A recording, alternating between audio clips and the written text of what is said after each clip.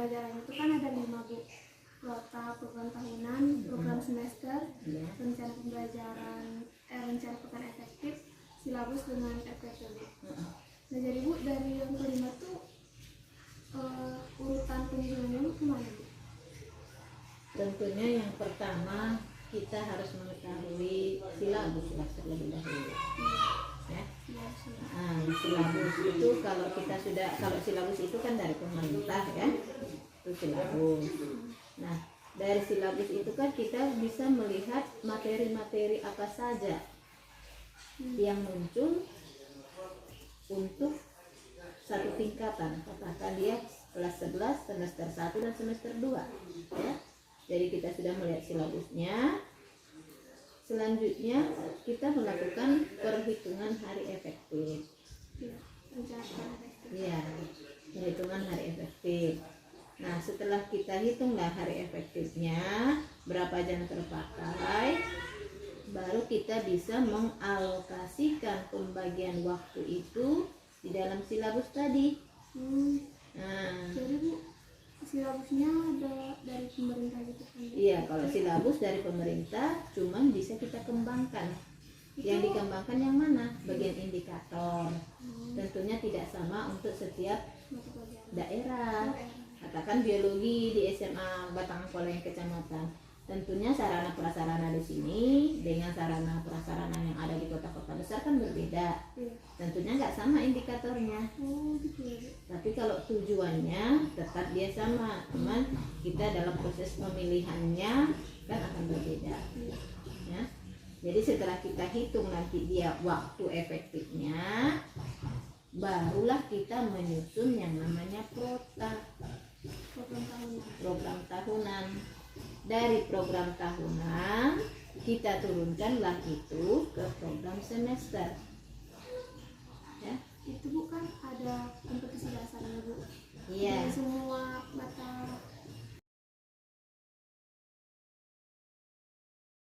Ada keempat ya. Iya. Nah kalau K1 dan K2 kan sama, ini ketuhanan ini kan. Nah yang kita kembangkan itu nanti yang ada di K3 dan K4. K3-nya itu adalah pembelajaran, itu yang isinya kognitif pembelajarannya. Yang K4-nya itu adalah keterampilan. Ya, misalnya praktek. Iya, praktek ya. Jadi ulang tadi, nanti sebelum kita menyusun suatu perangkat pembelajaran, terlebih dahulu yang paling baik kita sudah tersedia yang namanya kalender pendidikan. Oh iya. Ya, kalender pendidikan kita ada. Kemudian sekolah juga menyusun kalender sekolah. Kenapa perlu kalender sekolah? Karena kan sekolah itu juga memiliki yang namanya misalnya kegiatan-kegiatan, katakanlah misalnya hari-hari besar. Tentunya kita hari besar kan libur ya, hari besar libur, tetapi sekolah ada yang mengadakan namanya merayakan, misalnya Maulid Nabi, acara Maulid Nabi kegiatan, otomatis kan pembelajaran kan libur. Nah kan untuk perhitungan hari efektifnya nanti kan sudah kena dia tidak ikut ya. Jadi yang pertama kita sedia kalender pendidikan sesuai dengan daerah setempat ya, tentunya berbeda nanti di daerah kita, entah di Jakarta mungkin berbeda kan, dibuat itu kalender untuk Provinsi Sumatera Utara gitu kan. Nah kemudian kenapa berbeda? Mungkin ada agenda-agendanya kan. Nah jadi ada kalender pendidikan, kemudian ada kalender sekolah, kemudian kita sediakan silabus, kita susunlah dia hari efektif, kita susun berapa jam yang tersedia. Nah setelah kita susun, waktu sudah tersedia, nah kita buatlah kita buatlah program tahunan. Setelah program tahunan, kita turunkanlah itu ke program semester. Nah kan sudah selesai semua ini perangkat pembelajarannya. Baru kita menyusun RPP. Tetapi sebenarnya perangkat-perangkat pembelajaran masih banyak. Kita harus ada jurnal.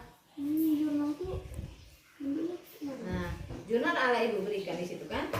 Coba kamu buka, ada jurnal di situ. jurnalnya.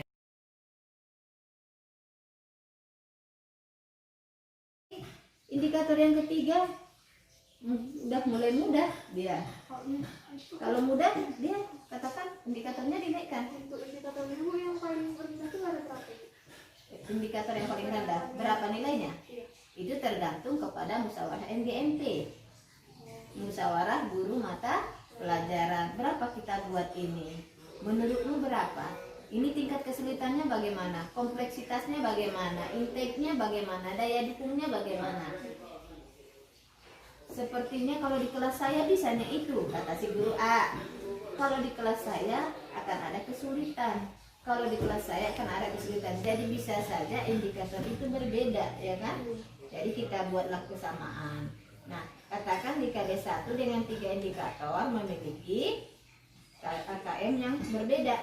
Kita jumlahkan, kita bagi 3. Berarti ini dapatlah KKM-nya berapa? 60 ya? 60. Di KD2 hitung juga. Di KD3 hitung juga. Di KD4 hitung juga. Nah, dapatlah misalnya di sini 70, di sini 60, di sini 80. Berarti untuk KD 1 sampai 4 pada semester 1 dia memiliki rata-rata 60 tambah 70 tambah 60 tambah 80 ya.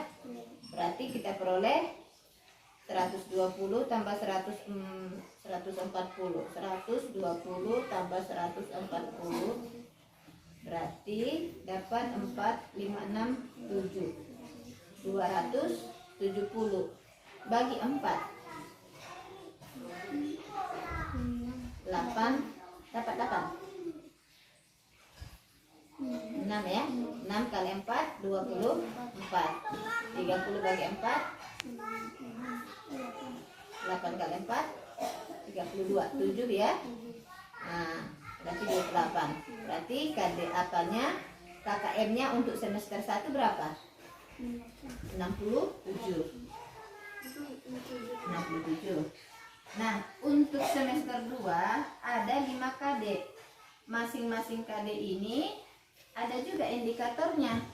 Katakan ini KD 5, KD 6, KD 7, KD 8, KD 9. Sudah kita peroleh ini berdasarkan perhitungan indikator ya kan? Katakan dia jumlahnya ini 75, 60. Di sini sangat sulit, justru 50 sudah tuntas. Di sini 80, di sini 65. Kita jumlahkan lagi. Ya, biar lebih mudah kita gunakan aja. 75 ditambah 60 ditambah 50 tambah 80 ditambah 65. Kita peroleh 271. Dibagi 5 kita peroleh 54,2. Ini KKM untuk semester 2. Berarti berapa KKM? KKM untuk kelas 11 biologi berarti KKM semester 1 ditambah KKM semester 2.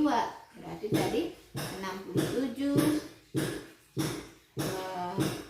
60 ditambah 70 ditambah 60 ditambah 80 bagi 4 tadi 67,5 ditambah 54,2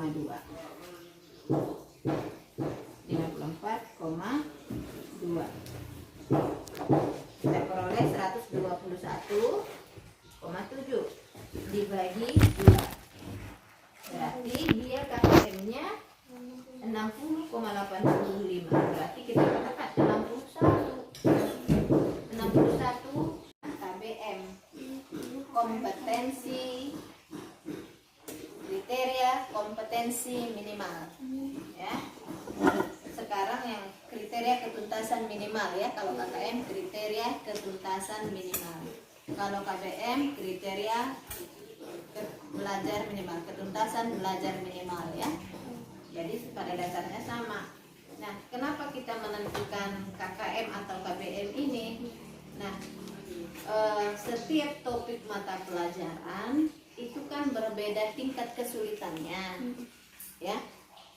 mungkin dalam kita menyusunnya nanti ada itu yang disebut dengan apa namanya, kompleksitas, penilaian kita, daya dukung, intake. Jadi kalau misalnya dia materinya sulit, tentunya kan kita membuat KKM-nya rendah, nanti banyak yang gak tuntas kan.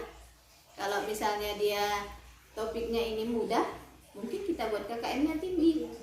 Nah, misalnya lah di kelas 11 mungkin akan susah siswa itu untuk mempelajari yang namanya OSL, ya. Kan? Mana kita menyusun KKM atau KBM ini, kita mulai dari indikator. Indikator, misalnya ya, di semester 1 ini kita ada memiliki semester 1 ya, kita memiliki 4 KD. KD-nya ada 4. Nah, di semester 2 kita misalkan kita memiliki KD-nya ada 5. Nah, katakan semester 1 kita hitung dulu ya. KD 1, KD 2, ada KD 3, ada KD 4. Ya. Setiap KD kan ada indikator. Nah, indikator ini kan bisa kita kembangkan. Minimal itu 3 lah indikatornya, ya kan? Hitungannya juga, Bu. Hah? Minimal maksimalnya juga. Iya, minimal indikator ada 3. Apa itu indikator? Indikator pencapaian siswa. Iya, indikator. Kayaknya interview kita yang ini udah cukup dulu lah. Cukup ya, dan bermanfaat. Mudah-mudahan udah lengkap lah, Bu, dengan hal itu yang kita tutup, Bu. Baiklah, sekian dari interview saya hari ini dengan Ibu Nini Adriani. Kepada Ibu Nini selaku guru biologi juga wakil kurikulum di sekolah SMA Negeri 1 Batangan Kolak, terima kasih banyak kepada Ibu atas kontribusinya juga. Semoga mata kuliah ini dapat tercapai dan juga bermanfaat. Terima kasih. Salamnya. Demikianlah, assalamualaikum warahmatullahi wabarakatuh. Waalaikumsalam.